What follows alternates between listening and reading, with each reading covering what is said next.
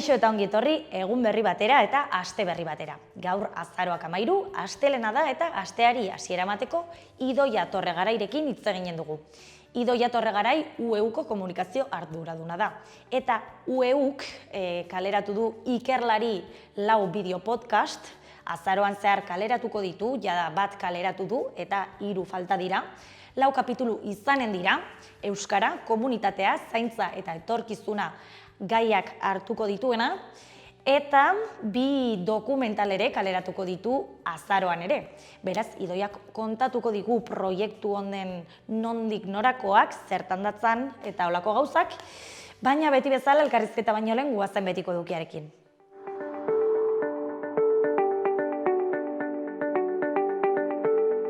Guazen orain gaurko efemeridekin.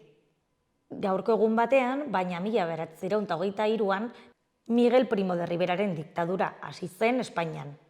Urte batzuk geroago, 1973an, Erresuma Batuan, emergentzia egoera izan zen, petrolioaren krisiaren eraginez. Egun berean, baina 2001an, Indiako parlamentuaren aurkako eraso terrorista batek 14 pertsona hil zituen. Eta bukatzeko 2011an, Italian, Silvio Berlusconik lehen ministro postutik dimititu eta italiar ugari gertakaria ospatzeko Quirinal jauregiaren aurrean bildu ziren. Gaurko lerroburuak ikus ditzagun orain.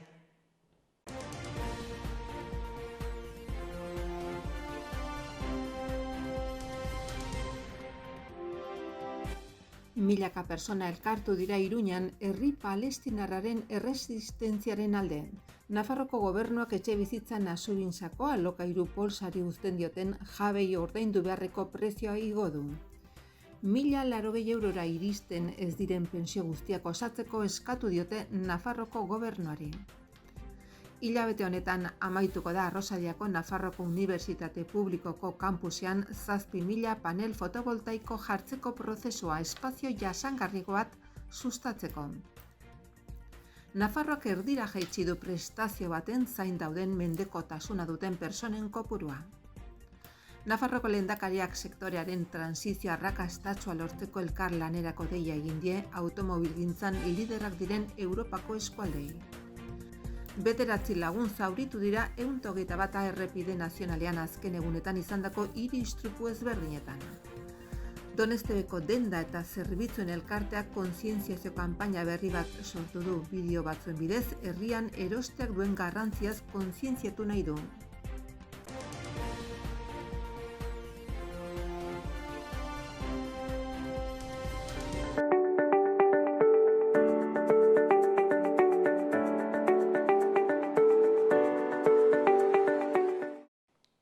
Ikusi dezagun gaurko egunkarieko azalek zer dioten. Diario de Noticiasen titular nagusian, Nafarroan egindako sexu delituen 80% argitu egiten dira.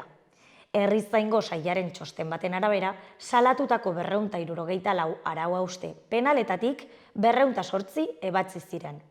Erasotzaileen berrerortzea 15% da, beste hutsegiten mota batzuetan baino txikiagoa. Kasu horien 48% adingabeak ditu biktimatzat. Argazki nagusian lehen planoan Ekine Ruiz eta Roberto Flores Nafarrak helmuga zeharkatu ondoren. Eskuinean Osasunaren kamisetarekin Alfredo Txorraut. Tituluan 1114 Nafar Behobian. Laura Rodríguez eta Txakip Latzgarren garaipenak. Eskuineko berrietan batetik Anteral enpresa Nafarrak Europako Espazio Agentziarekin kolaboratzen du. 2010an sortua 25 programa espazialetan parte hartu du. Bestetik, azaroaren 26ko hauteskundetarako hautagairik ez duten 5 herri daude. Jarraian, Francisco Javier Irazoki poetaren hitzak. Ez dut errepikatu nahi, porrot egiteko hiltzeko modu bat da. Beko berrietan bukatzeko UPNek peperekin egindako argazkia saihestu du Sánchezen eta Amnistiaren aurkako ekitaldian Iruñean. Eskuinaren indarrerakustaldia izan nahi zuenak ez du Gaztelu plaza bete. Bestalde, Feijok mobilizazioarekin jarraituko duela iragarri du. Diario de Navarrako argazki nagusian, Nafarroako PPko presidente Javier García atzo Gazteluko plazan bildutakoen aurrean hizketan.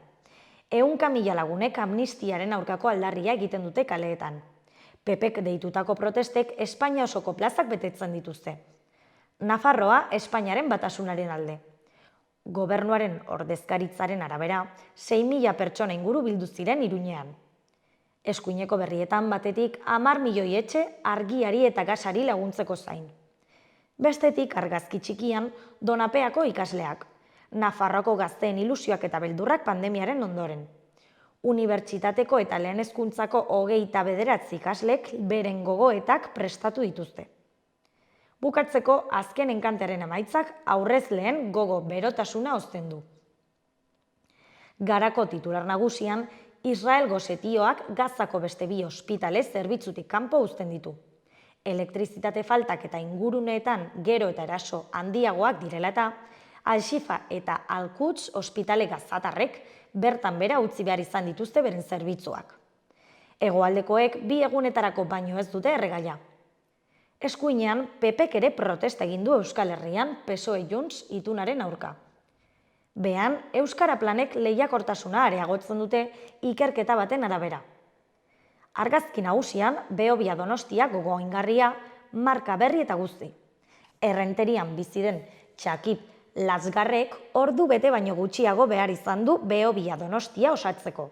Marka berria ezarri zuen ala, 59 minutu eta 56 segundu. Laura Rodriguezek irabazi zuen emakumezkoetan. Bukatzeko Marcel Penaren erreportajea. Titularrean, edari energetikoak moda arriskutsua gazteen artean.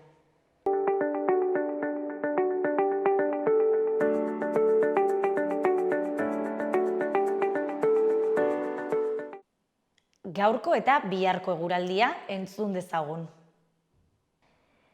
Gaur goizean, hodei hondarrak geratuko dira, eta kostaldetik gertu oraindik euri apur bat egin dezake. Hala eta guztiz ere, egunak aurrera gina hala jasotzera egingo du eta arratsaldean giro argiagoa izanen dugu. Norabide aldakorrek haizea ahula ibiliko da, eta arratsaldean ekialdera egingo du. Tenperaturak behera egingo du eta giro freskoagoa izanen dugu. Beraz, moteletik hasiko dugu eguna, baina arratsalderako argituko du. Aste artean, egunak aurrera gina hala, eguraldiak hobera egingo du. Goizean goiz, hodeien hondarrak geratuko dira, baina egunak aurrera gina hala gutxitu egingo dira. Egunaren bigarren partean, ostarte zabalak irekiko dira, eta goizean goiz euri txikia egin dezake kantauri surialdean. Goizean haizea aldakor ibiliko da eta egunaren azken orduetan hego-mendebaldekoa. Arratsaldean berriz ipar-ekialdekoa kostaldean. Temperatura maksimoak atzo baino 2 eta 4 gradu baxuagoak izanen dira.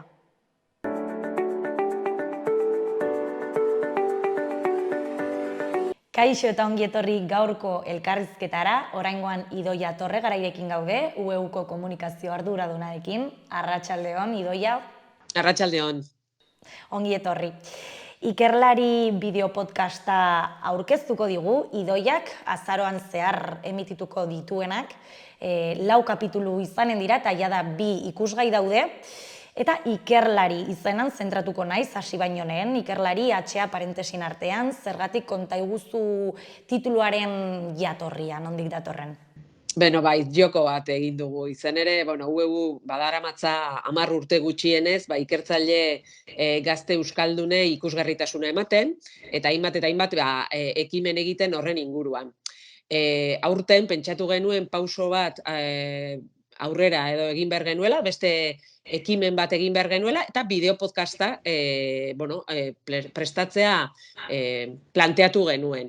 Eta izenean pentsatzen ari ginela, esan genuen, ikerlari, atxe hori tartean jarri ezkero, bukaera ari hori egiten irakurtzen balin badugu, aria da, ezta? Edo katea, edo lotzen duen zerbait.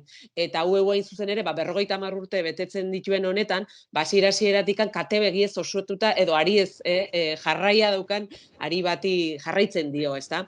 Eta pentsatu genuen, omenaldi txiki edo iztioko politia zela, aurretikan, ausartu zirenak lehenbiziko aldiz ikerketa euskeraz egiten, edo lehenengo tesi euskeraz egiten, eta guk orain bideopodcasta honenekin ikertzaile gaztei ikusgarritasuna ematen horrekin, ari horri omen egiten geniola. Orduan alde batetik hori izango litzateke, eta H hori gabe ari ekintza da, ezta, egitea da. Eta hain zuzen ere, UEuren ezaugarrietako bada hori da, ezta, etengabe gauza berriak, etengabe gauzak egitea, eta kasu honetan ikertzaile gazte horiek ere hainbat eta hainbat egiten dituzte, eta hortikan josi genuen hitz hori. Naiz eta, jakin, ikerlari baino ikertzaile hobesten duela euskaltzaindiak, baino itxokoak nik usten dut barkatuko digula eta utziko digula mantentzen. Nondik dator proiektu honen ideia? Bai, hain zuzen ere, duela 10 urte edo ekin genion hildo garrantzitsu bati eurentzat, eta zen, ikertzaile gazte konturatzen ginean gero eta goi mailako ikertzaile gero eta gehiago zegoela, euskeraz bere ikasketa goi mailakoak egin dituztenak, batzuk tesia eta doktoregoa ere euskeraz egiten zituztenak, eta ikusten genuen hor bazegoela behar bada saretzeko, ikustarazteko, prestigiatzeko behar bat. Eta UEU beti hori egin du, ezta? UEU eta Euskara eta Unibertsitatea josten eta horiek sustatzen eta pixka bat goi mailara euskara eramaten saiatzen gara. Eta ikusi genuen, hor bazegoela halako lan eremu bat zeinetan gure ekarpena egin genezakeen. Eta horretan, hasi ginen pixkanaka, adibidez, txiotesia lehiaketa martxan jarri genuen, eta hori izan zen, oso ekimen baita ere zoroa eta polita, hain zuzen ere orduko Twitter, ze gaur egun ja ez dago Twitter, baina Twitter hori, bota genien erronka, ikertzaile gaztei, eta esan genien, beraien tesia 6 txiotan laburtu bertzutela. Eta, egia esan, ekimen oso polita eta oso emankorra izaten ari da, 6. edizio egin genueniaz, eta datorren urtean, 7. egingo dugu, dagoeneko, ez dakit, 350 ikertzaileek parte hartu dute, halako lehiaketa eta esan, ariketa zailean, ez da, tesi baten kontuan izen, batzutan 300-500 horri izaten dituztela, eta hortik abiatuta hasi ginen gero, ikertzaile hauei ere gero, beraien lanari buruzko, beraien ikerketari buruzko elkarrizketak egiten, gero eta gehiago, urtean behar bada egiten ditugu 30, 40, zergatik ikusten dugulako beraien lana oraindikan dagoela itzalpean, ezta? Eta gero eta gehiago gaur egun oraindikan ikerketaren, nola esango nuke, hizkuntza frankoa ingelesa dela. Eta gu pixka bat hori nahi duguna da, esatea, euskeraz ere egiten da ikerketa, eta hori ere prestigiatu eta sustatu behar dugu, ez da? Ondoren etorri zian lehengo urteko UEU festak, hiriburu guztietan egin genituenak, baita ere, eta bertan, beraien ikerketa 5 minututan aurkeztu behar zuten, eta orduan badaukagu ja dagoeneko esperientzia bat, eta pentsatu genuen, beste pauso bat eman behar genuela, eta bideo podcast bat, emango ziola baita ere, ikertzaile gaztek momentu honetan dituzten kezkei plaza emateko aukera, eta horrela sortu zen, gainera azaroa zientziaren hilabetea izaten da, eta pentsatu genuen ondo josten zela baita ere azaroan zehar, hain zuzen ere bideo podcasta hau argitaratu eta zabaltzea. Zergatik erabaki zenuten formatu hau erabiltzea bideo podcasta eta ez beste gauza bat? Pentsatzen dugu momentu honetan badagoela bai podcasten da bideo podcasten alako, loraldi bat, gure helburua da ikertzaile gazte hoiengana ere iristea, ezta? Komunitate horretara, ikusten dugu momentu honetan podcastak bide egokia direla, eta horrela pentsatu genuen. Ez dauka beste munduko gauzarik, hau da, mai baten bueltan jarri genituen hitz egiten, baina bai irudiak ere askotan jantzi egiten duela, ezta? Eta aurpegia jartzea ere bazen gure, eta are gehiago, gazte batez ere ikusentzunekoetan konsumo handia dutela jakin da. Orduan, azkenian produktu bat beraientzako, beraiek zuzenduta, beraiek eginda, behar zuen baita ere halako formatoa beraiei egokitua, eta horregatik hartu dugu bideo podcastaren bidea. 4 kapitulu, 4 gai. Gaiak dira komunitatea, euskara, zaintza eta etorkizuna. Zergatik gai hauek? Hain zuzen ere, aipatu izan dugu baita ere bideo horretan, ez dut aipatu, ikergazte kongresua ere martxan jarri genuela 2015 urtean, ordura arte, egin genuen kongresu zientifiko bat, euskarazko ikerketari buruzkoa. Eta hor, dagoeneko ja 5 edizio egin ditugu, eta bertatik ateratako gaietan, kezketatik hartu izan ditugu 4 gai hauek. Etengabe errepikatzen direlako, eta bestetikan eurentzat ere, estrategikoak diren gaiak ere lantzen direlako. Ez dakit, euskararen gaia edo komunitatearen gaia, danak zaintzarena eurentzat euren balioekin ere josten dira, baina batez ere ikertzaile gazteek bide urte hauetan guztietan adierazi dizkiguten kezka edo kosketan ere azpimarra egiteko, eta horregatikan 4 hauek aurkeztu ditugu. Eta nor izanen da aurkezlea bideopodcastena? Aurkezlea Unai Lertxundi da. Unai Lertxundi guk ezagutu genuen, hain zuzen ere Ikergazte kongresuan parte hartu zuelako, horrela ezagutu genuen, gero elkarrizketa egin genian, ondoren aurten Donostian egin dugun Ikergazte kongresuko batzorde dinamizatzaileko kide izan da, eta horrela ikusi genuenean mutil saltxeroa, batzela pixka bat kamararen aurrean kikiltzen ezen horietakoa, proposatu genion, hain zuzen ere, bideopodcastaren aurkezle izatea. Bera gainera, ingenieritza aplikatuak doktore gaia da, esan nahi dut, oso ongi josten zen gunei genuen ideia horrekin, beraiek elkarrizketatzea. Eta, eskerrak beroenak eman berdizkio dugu, zer lehenbiziko aldia da jartzen dela kamara eta aurkezle lanak egiten, eta badakit izerdi batzuk bota zituela, baina benetan eskertuta gaude primeran egin duelako, eta oso pozik gaudelako emaitzarekin. Nola izan da prozesu hori bideopodcast horiek grabatzeko? Non grabatu duzu eta holan? Lehenbizi guk oraindikan ueun bertan barrutikan ez geneukan ez da ere ahalmen teknologiko edo tekniko guzti hori egiteko, lehenbizi egin genuena zen 4 gaiak aurrena planteatu, galdera edo ibilbide bat, ez da, ze gaietaz nahi genuen hitz egin, eta dagoeneko jarri ginen harremanetan gero, bira produkzioarekin, batez ere azpi zea tekniko guztia egiteko, guk ez geneukan oraindikan baliabideren nahikorik, ez da, orduan, bai ueun, batez ere prestatu dugunak gidoia, edukia eta hori, gero proposatu genion, birarekin hainbat elkarlan egin izan ditugu aurretikan, oso ongi funtzionatzen dugu, oso ondo ulertzen gara zer nahi dugun egin, eta behin proiektu aurrera joan bertzula esan zigutenean, hasi ginen hori aurkezlearen bila, ikertzaileek parte hartuko zuten bakoitzean, eta danak esan behar da, batzuk penatuta ezin zutelako, ze asko atzerrian zeudelako, hori ere gertatzen dalako, ez da, gure ikertzaileak atzerrian daudelako, baina ia denak segituan eman ziguten baiezkoa, uztailaren erdialdean grabatu behar izan genuen, ze batzuk kanporazi joazten, beste batzuk ikertzen, orduan ez da izan erreza, hauek danak 16 ikergazte hauek lotzea, baino esan behar da, beraien ekarpena zoragarri izan dela, oso prest egon direla, beraien esperientziatik hitz egiteko, eta nik uste hor daukala balioa, ez da, bakoitzak bere badaude gauza amankomun batzuk partekatzen dituztenak, eta gero beraien bizipenetatik nik uste dut bideopodcasta asko aberastu dutela. Naiz eta gai intentsoak eta garrantzitsuak izan, nola jorratu dituzue podcastean gai horiek? Ezakit toke umoretsu batekin?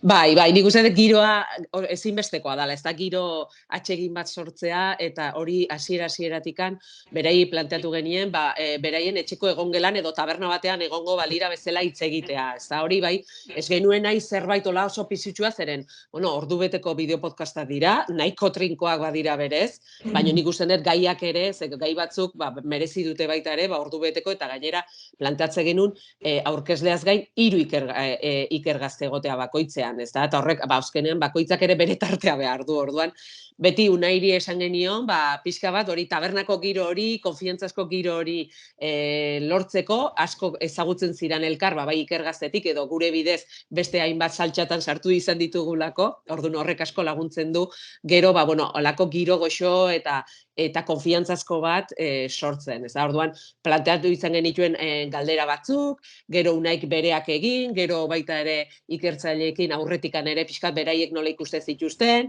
eta behin hori eukita, behin grabaziorako, aurretik kafea eta zerbait goxo eskaini, eta esan genien, ala, orain eseri, eta aurrera, Lehenengo kapitulua azaroaren 9an kaleratu zenuten, zena komunitatearena, ez? Ze ikertzaile egon ziren hor gonbidatu bezala? Bueno, kasu honetan, komunitatearena eurentzat esan bezala bada gai garrantzitsu bat, zeren hain zuzen ere, bere oinarritako bat da, pixka bat, sarea komunitate euskaldun bat sortzea, ezta? Bai, izan daiteke aditu, konkretu batzuena, edo izan daiteke profesional batzuena, edo kasu honetan ikertzaile euskaldunena. Eta kasu honetan ikuste genuen, hasierako gaiak pisutxua, garrantzitsu izan bertzula, eta beraz, etxeko batzuk egon behar zutela, eta kasu honetan, Maite Luengo Agirre izan ditugu, alde batetik, arteko bizitzan, arteko zean dago, alorrean lan egiten du, Olaz Perez de Binespre izango litzateke, informatikaria, eta Aitor Zebidanez, biologiatik datorrena, eta batez ere garrantzitsuena dena, hirurak UEuko bazkide direla, UEu ezagutzen dutela ongi, badakite zeintzu diren gure oinarriak, eta zuzen ere hori esan genien, ez da pixka bat, beraiek ezagututa UEun daun komunitate hori, ez da ikergazte hori saretzeko garaian, ez da zer nolako babesa daukaten elkarren artean. Ez da, azken finean biltzen dira Euskal Herri eta Euskal Herritik kanpoko unibertsitateko jendea. Eta ze behar izan dituzten, ze babes tokiak, eta orduan benetan polita izan zen, eta emankorra lehenengoa komunitatea. Eta aste hortan, atzo berta hori da, banatu zabaldu genuena Euskararena izan zen, Euskara beste ardatz bat guretzat, eta batez ere lehen aipatu duana, ez da? Ikerketan bereziki garrantzitsua, puntuak azken finean, inglesak ematen dituenean, edo gaztelaniak beste batean, baina euskararena oraindikan bada borroka bat edo akullu bat egiten edo saiatzen ari garena baita ere UEutikan, eta horretarako Miren Aldasoro alde batetik izan genuen, Jone Amuategi eta Naia Laka, hirurak ere ikergazten bueltan ere, eta baten bat, kasu enten, Jone Amuategi bazkide da baita ere, eta pixka bat, beraiek ze zailtasun dituzten, ez da, zuzen ere kurrikulune egiteko garai horretan, eta puntua jasotzeko garai horretan, euskeraz egiteak, eta askotan, argi eta garbi esan dute, ez da? Ez dula, batzutan, ez dala merezi esaten dute, karo. Oso zaila dela bideo hori batzutan, koste egiten dela, ez dula puntuatzen, eta gu sirikatzen genien, ez da, esaten, hor ere egin behar dela lana baita ere euskarazko produzio zientifiko ere behar delako, ez da? Eta benetan interesgarria, batzutan behar bada, tristurak hartzen gaitu, ez da? Ikusten dugulako zein den egoera, baina errealitate bada, ez da? Eta hortikan abiatuta ere, diagnostikoa eginda ere, daukagu guk eragitea, eta hori da gure helburua. Beraz, primeran eseatu dute, adierazi dute beraien ibilbidea alor honetan, eta posposi baita ere. Zer nolako harrera izan dute bi bideo podcast hauek? Ongi, eta argi geratu behar da, ez da masentzako bideo podcast bat, bideo podcast ikertzaile euskaldurei buruz, nahiko pixka frikiare izan mertzera, ez dakit esan nahi den. Guk badakigu gure entzulegoa hain zuzen ere ikertzaileak direla, ez da, ikertzaile gaztea lehenbizi, eta horiek ez direla milioika, esan nahi dugu, baino nik uste dut komunitate zientifikoentzako badela, edozein euskaldunek ere gustora entzun dezake eta ikusi dezake, behar bada ez dalako inoiz pentsatu, norbaitek pentsa dezakelako, dagoeneko dana egina dago, EAren kasuan adibidez, Nafarroan ez, eta iparraldean zer esanik ez. Baina nik uste dut, euskararen gaia, komunitatearen gaia badirela baita ere, beste esparrutan ere, jokatzen ari diren partidak, ez da? Euskararen atxikimendua, komunitatea eta sarearen behar hori, eta beraz, naiz eta printzipioz beraientzat ez izan edozeinek ziur atera dezakela gauza interesgarri. Baina, hasiera batean, noski, lehenengo kapitulak eta milara ez da iritsi oraindik ikustaldi, baina guretzat 1000 pertsona ikertzaile euskaldunek ikusten balin badu, bada zerbait, ez da? Asko, bai. Bi kapitulu gelditzen dira, ez, etorkizuna eta zaintza, ez banago oker, hauek noiz kaleratuko dituzue? Azaroaren 23an zaintzarena aterako dugu, bertarak Eider Zaragoeta eta Ander Prieto de Garai, artektikan eta bestea izango da hizkuntza eta pedagogia aldetikan hitz egingo dute, gehi, Unai Lertxundi berak ere eskatu geniola parte hartzea honetan, izan ere, zaintzarena bai izan da, azken urte hauetan etengabe atera den gai bat, ezta? Hau da, doktore tesi egiten ari zarenean, demagun, ze diru laguntza ez daude, prekarizazioa dago, bakardadea, nola eraman arazo ansietatearen kontua, depresioaren kontua, hau edanak, behin eta berriz agertzen dira doktore gai diren kontuetan, eta gero, ikertzaileei ere, ze ordainketa dagoen, zein dan, hau da, ze garrantzi ematen zaion gizarte honetan, eta arduk beraz, hau bai edo bai sartu behar genuen gaia da, benetan ongi erantzuten diote jarritako Unaiek eta jarritako puntuari, egia da, kasu honetan, EAN eta halako mugimendu bat hasi dela sortzen, pixka bat prekarizazio honen baitan, eta espero dezagun, bideo podcast hau ere, lagungarri izan daiten, danentzako baita ere bideo horretan, ez da, eta bentsat, partekatua izan dadin, eta behintzat gaia publikoki mai gainean egon dadin, ez da, hori ere garrantzitsua da. Eta etorkizunari begira, hortxe daukagu Jone Rubio, Jone Gaina eta Aroia Burgete, etorkizunari buruz hitz egiten, zuzen ere prekarizazioarekin ere lotura daukalako, ze irtenbide dauzkaten gaur egun ikertzaile euskaldun batek Euskal Herrian lan egiteko, ze baldintzetan, atzerrirako egonaldi horiek, atzerrian bizi behar hori, bai ez, baina behar bada denboraldi baterako bai, baina gero etxera nahi dute bueltatu, eta ze baldintzetan edo nola baloratzen den beraien lana, zer ikertu, nundikan ikertu, orduan, ze esango dizuet, ni friki bat naiz eta honetan lan egiten dut, eta benetan interesgarria iruditzen zait, azken finean ikerketak ekartzen duelako gizarte bati ematen diolako aurrerakuntza, ezta? Eta inork ez bali madu hori ere, ikerketa hori euskeraz pentsatzen, zati handi bat galdu egiten dugu, horre ere bai, ezta? Eta bertatik eta bertakoentzako, janarian bezala, kilometro zero dagoen bezala, ikertzaileak ere euskaldunak behar ditugu euskeraz ikertzen eta bertarako ikertzen ere. Orduan, esango dizuet, hori azaroaren 29an, azkeneko izango litzateke, eta azaroarko 4 kapitulu hauek itxiko genituzke. Hori da, eta gutxi balitz bezala, dituzue gero 2 dokumentalez edo 2 ikusentzun ere? Bai, hain zuzen ere, leno, ariaren metafora erabili dudanean, egia da, azken aleginetan, ari garela ikertzaile gaztengan fokua jartzen, baino inoiz ez dugu astutzen nundi gatoz, lehen aipatu dudan bezala, ezta?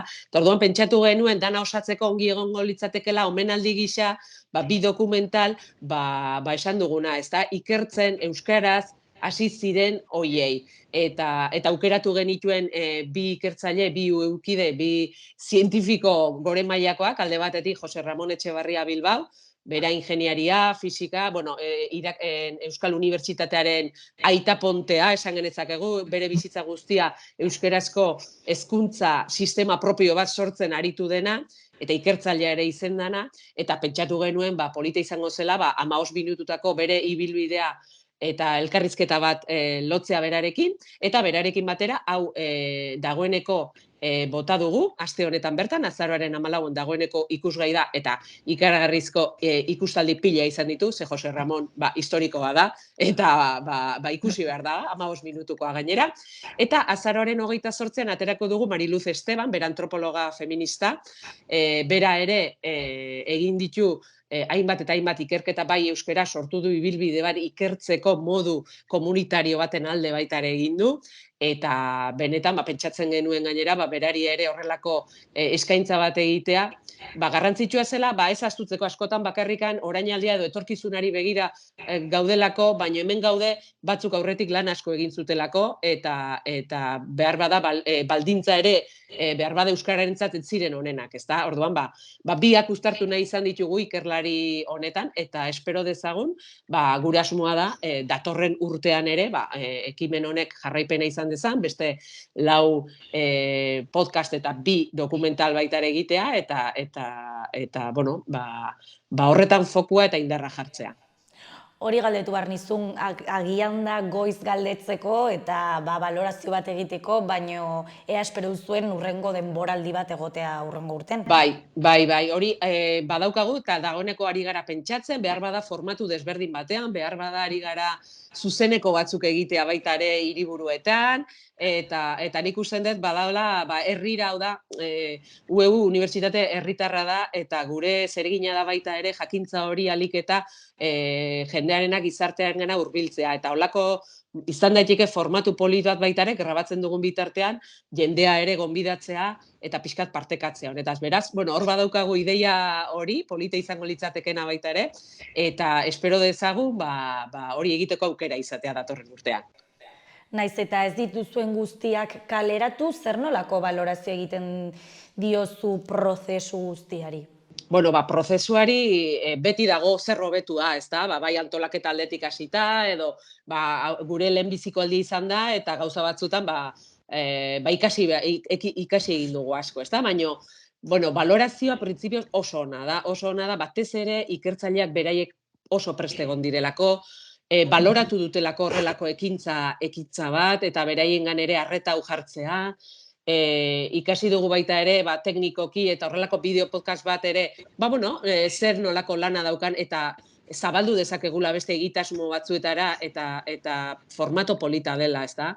Eta batez ere, ematen digu aukera ere euskara ikerketa eta ari ere beste bide batzuk berriak, gaur egun 2023 ere, egiteko, ezta? Eta horrek, beti ikartzen gaitu poza ematen digu, ezta? Lana ekartzen du, baina baita ere bide berriak eta urratzen dituzunean baita ere ine honetan, jendeak gustora hartzen du, eta badakigu, esan bezala, ez da? Ez dela izango masak edo ikusiko duen zerbait, baina jende espezializatuak ikusiko duena batez ere, eta euskarak ere denetatik behar du, eta hau ere ongi etorria izan da. Zer eskaini dizu zuri bai maila pertsonalean, bai profesionalean proiektu honen parte izatea? Profesionalean ikasteko aukera, ez da? Beste bideo podcasten mundua barrutikan ezagutzeko eta antolatzeko, hau da. Mundu moderno hau. Hori da, ekoizteko aukera, ez da? Eta zer behar dan, zenba baliabide behar dan, nola landu behar dan bakoitzarekin, ez dakit, ez da? Ni oso kuskusera naiz eta gustatzen zait gauza berriak ikastea. Eta alde profesionaletikan, ibilbide honek erakutsi dit. Eta pertsonalki erakusten dit batez ere ze komunitate ederra daukagun, eta horrek betetzen nau, gustatzen zaitelako ikertzaile horiekin hitz egitea, laguna izatea, beraien gaiak hain desberdinak bata bestetikan, komunitate hori, sare hori, lagunak bihurtzen dira, eta hori ordainezina da. Oso ongi. Lehenik eta behin zorionak zuen proiektu honengatik, eta zorteon urrengo asko eta hamaika proiektu, hor martxan dituzuen proiektuekin. Mila esker zuei, honen oi hartzun egiteagatik. Eskerrik asko. Aio.